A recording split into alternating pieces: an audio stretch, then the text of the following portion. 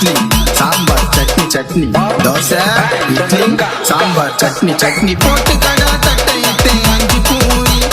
முட்டு கடா வைத்து உள்ள வாரி வாரி தோசை இட்லி சாம்பார் சட்னி சட்னி தோசை இட்லி சாம்பார் சட்னி சட்னி நாரவாய கொள்ளு வலிக்கு 4 சப்பாத்தி அமுக்குடா ஹோட்டலுக்கார காசு கேட்டா அவனை பிடிச்சுன்னு குமுக்குடா தோசை இட்லி சாம்பார் சட்னி